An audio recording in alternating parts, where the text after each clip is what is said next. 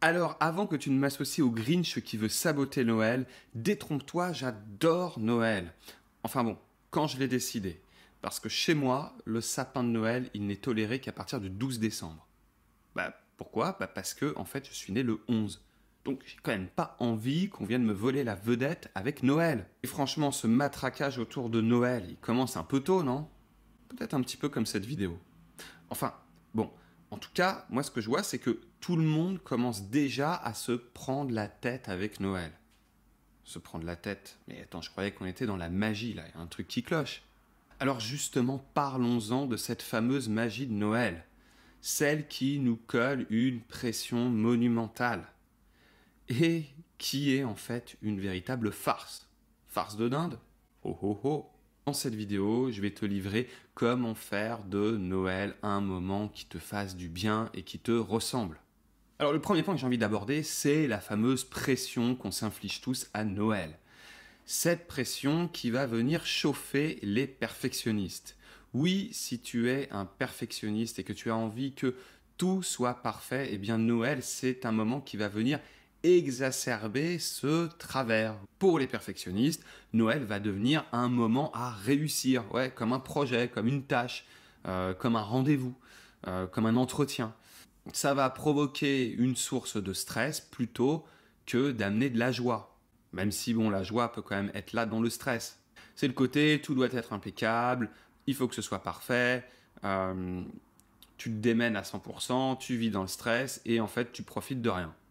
Exemple qui va te parler si tu es perfectionniste, c'est passer des journées, des semaines à chercher le cadeau parfait pour chaque personne avec qui tu vas passer Noël. On oublie à ce moment-là que c'est souvent l'intention qui compte. C'est la personne qui va vouloir préparer un repas à la perfection et qui va arriver totalement lessivé à table et qui va profiter de rien.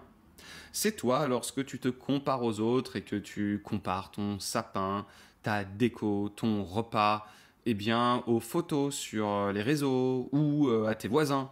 Voilà, c'est ce côté, je veux la perfection et je tolère pas si ça a l'air moins bien que chez X ou Y.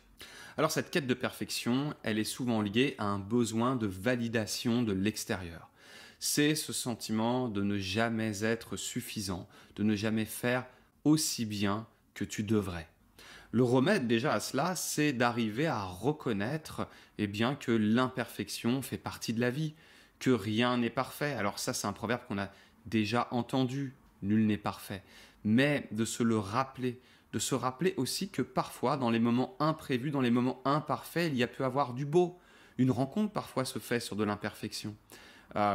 Des vacances se passent dans l'imperfection et c'est ça qui fait les souvenirs.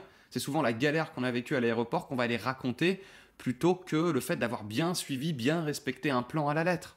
Le truc qui peut t'aider justement pour sortir de cette quête de perfection à Noël, c'est de te rappeler des choses, d'avoir des mantras en tête. Les mantras, c'est des phrases répétitives que tu vas te rappeler, auxquelles tu vas te référer. Ce que je fais, ce que je suis est suffisant. Je n'ai rien à prouver. Voilà le type de mantra que tu peux te répéter si tu es perfectionniste. Pour que ça marche, il faut quand même que tu y crois un minimum. Donc si là, l'exemple que je te donne, tu n'y crois pas du tout, ça ne sert à rien de te le répéter. Par contre, il faut que tu arrives à utiliser quelque chose auquel tu crois, un minimum, et tu vas te le répéter, tu vas t'y reconnecter dans les moments importants ou quand tu sens que tu pars tout simplement en vrille. Ce mantra, tu peux le faire en méditation ou tu peux tout simplement le répéter dans ton quotidien. Ensuite, le point que je vais aborder, il peut être lié au perfectionnisme. Ça peut en découler, d'accord? C'est ce côté obligation. Oui, Noël, c'est souvent un moment où tu vas t'imposer des choses. Tu te l'imposes déjà en te parlant à toi-même dans le « il faut »,« je dois »,« c'est comme ça »,« je n'ai pas le choix ». C'est cette liste interminable.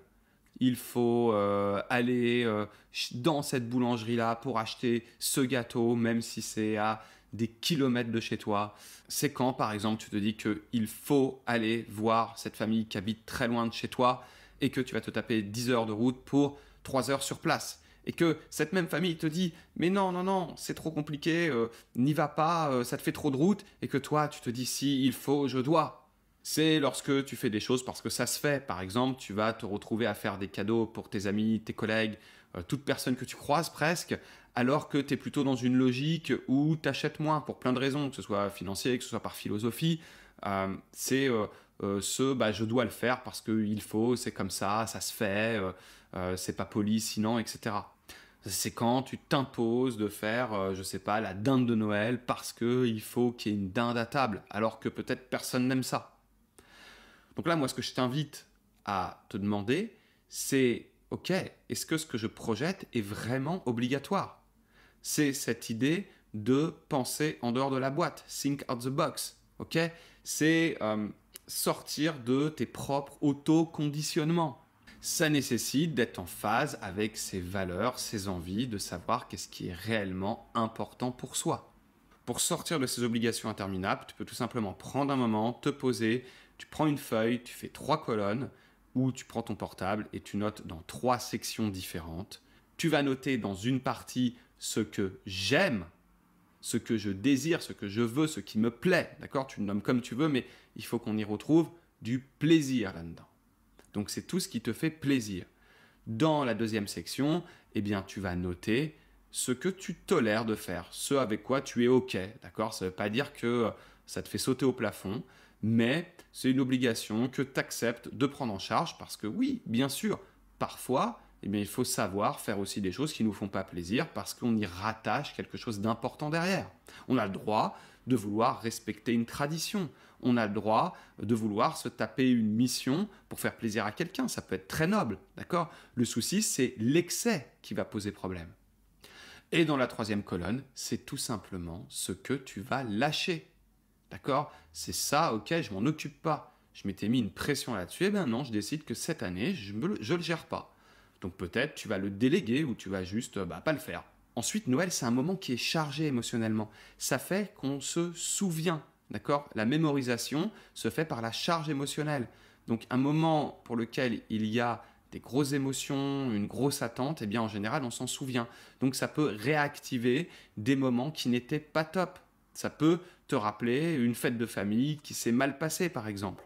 D'accord? Donc ça peut raviver des mauvais souvenirs, des tensions. Ensuite, comme c'est une date clé, eh bien, c'est aussi un moment où on a tendance à se rappeler justement des personnes qui ne sont pas là. Ça peut rouvrir des blessures, on peut repenser à des personnes disparues et ça peut mettre dans une toute autre ambiance que dans une ambiance festive et c'est normal.